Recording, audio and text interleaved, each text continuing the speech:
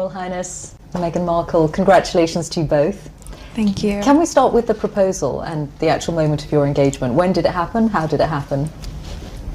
It happened a few weeks ago, earlier this month, here at our cottage. Just a standard, typical night for us. It's a cozy night. It was what we're doing, just roasting chicken Trying to roast chicken. Trying to roast a chicken, and it was just an amazing surprise. It was so sweet and natural and very romantic.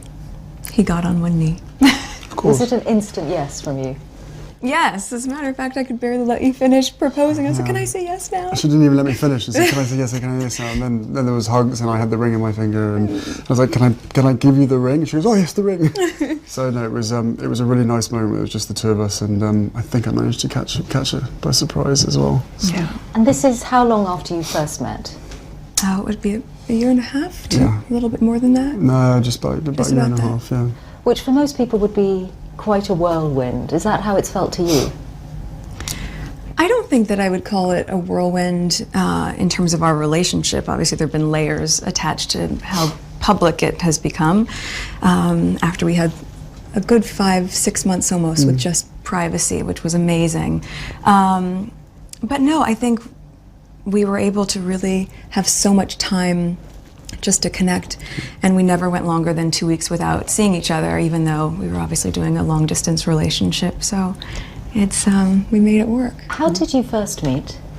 Yes, we first met. We were introduced actually by a mutual friend, who we should protect her privacy and not reveal too much of that. And but it was literally it was through her, and then we met once and then twice back to back, 2 dates in London. Last July, yes, beginning of July, and then it was I think about 3, maybe 4 weeks later that I managed to persuade her to come and join me in Botswana, and we camped out with each other under the stars, and she came and joined me for 5 days out there, which was absolutely fantastic. So then we were really by ourselves, which was crucial to me to make sure that we had a chance to get to know each other. Yeah.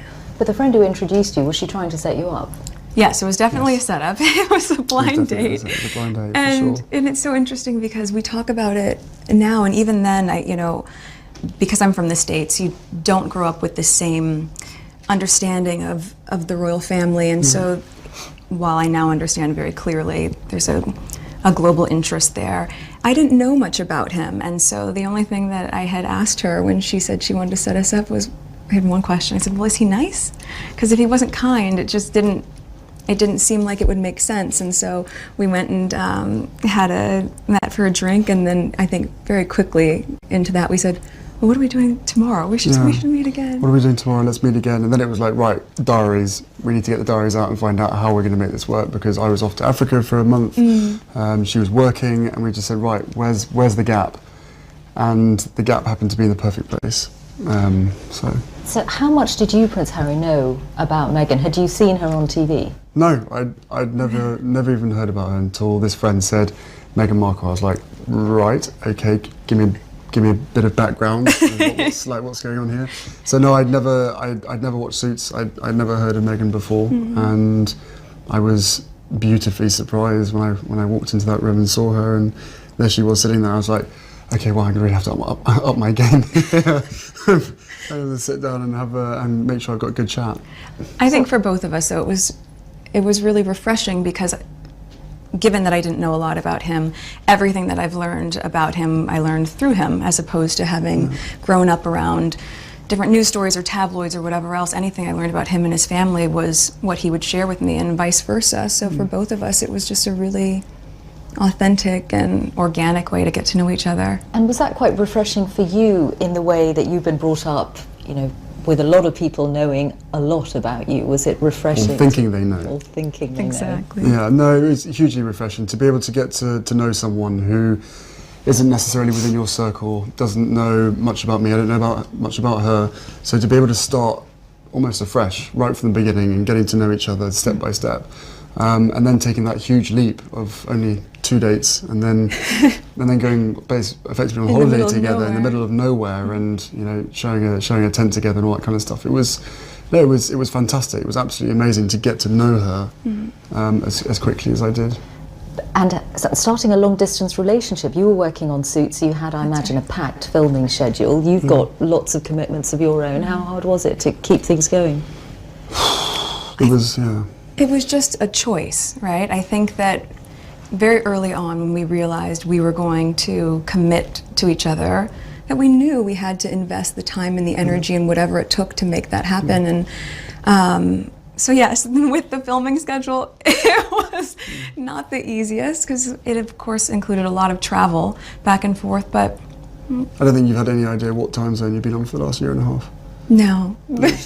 Coming over here 4 days or a week and then going back and then straight into filming the next day, 4 a.m. wake-up calls on a Monday, Yes. straight into set, you know. And Right off the plane and straight to set, and just coming I'm just back trying and to doing it trying again. to stay as close as possible, but you know, on 2 different time zones and 5 hours apart does have its challenges. But we made it work and now we're here, so we're thrilled. But in the case of your relationship, unlike for most people, there's this whole layer of what it means to get involved with someone from the royal family. How much of a sense did you have, Meghan, of the enormity of what you were getting into, what it might mean for your life? I think I can very safely say, as naive as it sounds now, having gone through this learning curve in the past year and a half, I did not have any understanding of just what it would be like. I don't think either of us did that. We both said that, even though we knew that it would be. Yeah, I tried to warn you as much as possible, but I think both of us were totally surprised by the reaction after the first 5-6 months of what we had to ourselves of what actually happened from then. So I think you can have as many conversations as you want and try and prepare as much as possible, but we were totally unprepared for what happened after that. The scrutiny. Well, all sorts.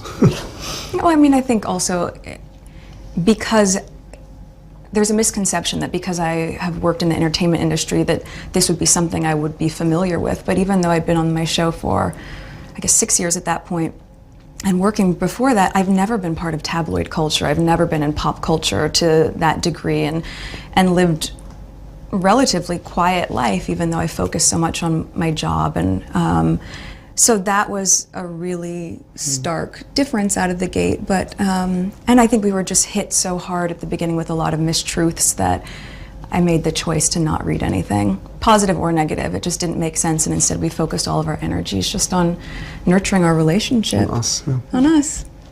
And some of that scrutiny, and you ended up making a very public statement about it, some of that scrutiny was centred around your ethnicity, Meghan. When you realised that, what did you think? Of course it's disheartening. You know, it's a shame that that is the climate in this world, to focus that much on that, or that would be discriminatory in that sense. But I think, you know, at the end of the day, I'm really just proud of who I am and where I come from, and we have never put any focus on that. We've just focused on who we are as a couple. And so when you take all those extra layers away and all of that noise, I think it makes it really easy to just enjoy being together and tune all the rest of that out.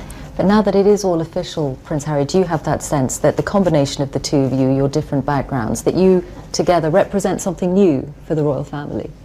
I don't know if it's something new. I think it's for me it's an added member of the family. It's another team player as part of the bigger team. And you know, for all of us, all we want to do is be able to carry out the right engagements, carry out our work, and try and encourage others and the younger generation to be able to see the world in the correct sense, rather than perhaps having a distorted view. So you know, the fact that I fell in love with Meghan so incredibly quickly was a sort of confirmation to me that everything, all the stars were aligned, everything was just perfect. It was this beautiful woman just sort of literally tripped and fell into my life. I fell into her life, and the fact that I know the fact that she'll be really unbelievably good at the job part of it as well, is obviously a huge relief to me, because she'll be able to deal with everything else that comes with it. But no, you know, we're a fantastic team. We know we are, and we hope to, you know, over time, try and have as much impact for all the things that we care about as much as possible. I am very excited about that, yeah. And Meghan, given your acting and the profile you had, you'd already been involved in various causes, you've been an ambassador for UN Women. What about this new role? I mean, you're going to have a bigger platform, a bigger voice. What do you want to do with it? I mean, Sing. Can you imagine? No, I'm not a singer. I think what's been really exciting as we talk about the transition of this out of my career but into the role is that, as you said, the causes that have been very important to me I can focus even more energy on, because very early out of the gate I think you realize once you have access or a voice that people are willing to listen to, with that comes a lot of responsibility, which I take seriously. And at the same time, I think in these beginning few months and now being boots on the ground in the UK, I'm excited to just really get to know more about the different communities here, smaller organizations who are working on the same causes that I've always been passionate about under this umbrella. And also being able to go around to the Commonwealth. I think it's just the beginning of a... There's a lot to do. There's a lot to do. And it's an immense change. You're getting a new country out of it, a husband obviously, but also giving up your nice. career. This is nice. Yes. But I don't see it as giving anything up. I just see it as a change. It's a new challenge. It's a new chapter, right? And also keep in mind, I've been working on my show for 7 years. So we were very, very fortunate to be able to have that sort of longevity on a series. And for me, once we hit the 100 episode marker, I thought, you know what, I have ticked this box and I feel really proud of the work I've done there. And now it's time to, as you said, work as a team with you. Yeah. But do you have that sense of responsibility, Prince Harry, for what you're asking Meghan to do? Of course, that sense of responsibility was essentially from day one, or maybe a couple of months in, when I suddenly realised, actually, this is, you know, I know that I'm in love with this girl, and I hope that she's in love with me. But we still had to sit down on the sofa, and I still had to have some pretty, frank conversations with her to say, look, what you're letting yourself in for is, it's a big deal, and it's, it's not. It's not easy for anybody. But I know that, at the end of the day, she chooses me, and I choose her. And therefore, whatever we have to tackle together or individually will always be us together as a team. So, I think she's capable. So nicely said, isn't it? I don't know. She's capable of anything. And together, as I said, there's a hell of a lot of stuff and work that needs doing. At the moment, for us, it's going to be making sure that our relationship is always put first. But no, look, both of us have passions for wanting to make change for good, and with lots of young people running around the Commonwealth, that's where we're going to spend most of our time, hopefully. And it was really one of the first things we connected on. It was one of the first things we started talking about when we met, was just the different things that we wanted to do in the world and how passionate we were about seeing change. I think that was that's what got date 2 in the books, probably. Plenty to talk about. Children? Not currently, no. No, of course, I think one step at a time, and hopefully we'll start a family in the near future. Have you met each other's families, I imagine? Yes, his family's been so welcoming, and You've met quite a few of them, actually. I have, on both sides of his family, his mom's side as well, which has been really important to me too. But yes, the family has been great, and over the past year and a half, we've just had a really nice time getting to know them and progressively helping me feel a part of not just the institution, but also part of the family, which has been really, really special. Trying to track them down and make sure that they're around at the same time that she's popping in without telling too many people. And so we've actually done incredibly well to make sure that you've met all the key people. So does that mean a lot of the time that you've been together in this last year and a half, you've been at home a lot? Yes. No, we had to sort of reverse the whole process, and cozy nights in front of the television, cooking dinner with just the two of us by ourselves in our little cottage, rather than going out for dinner and being seen in public. So we reversed the whole process, which is it's provided different opportunities, and it's made us a hell of a lot closer in a shorter space of time. That's true. That's without question. So if anybody else at home is listening, then maybe slow down on the dates and maybe spend more time at home. But no, it's for us. It's an opportunity to really get to know each other without other people looking or trying to take photos on their phones and all that kind of stuff. With that comes with the job, comes with the role. But where possible, yes. And we were able to really get to know each other that way. But also then to go and have friends over for dinner, or to go to his family for tea, or any of those sort of things. And even, you know, just to take the time to be able to go on long country walks and just talk. We've been all over the place. Have you met the Queen? I have, yes. A couple of times. Yeah, What was that's that true, like? a couple of times. It's incredible. I think, you know, to be able to meet her through his lens, not just with his honor and respect for her as the monarch, but the love that he has for her as his grandmother. All of those layers have been so important for me, so that when I met her, I had such a deep understanding, and of course incredible respect for being able to have that time with her. And we've had a really, she's an incredible woman. And the corgis took to you straight away. That's true. For the last 33 years being barked at, this one walks in absolutely nothing. Just laying on my feet during tea. wagging It was tails, very and sweet. it's just like, oh. That has to be a good sign. Speaking of dogs, have you brought yours to the UK? Well, I have 2 dogs that I've had for quite a long time, both my rescue pups, and one is now staying with very close friends, and my other little guy is, yes, he's in the UK. He's been here for a while. Okay, let's hope he adjusts well. I think he's doing just fine. What was it like introducing Meghan to your father and your brother? What was it like? It was exciting. I mean, I've been seeing her for a period of time when I literally didn't tell anybody at all. And then William was longing to meet her, and so was Catherine. So, you know, they're being our neighbours. We managed to get that in quite a few times now. And Catherine's been absolutely wonderful, amazing, as is William as well. You know, fantastic support.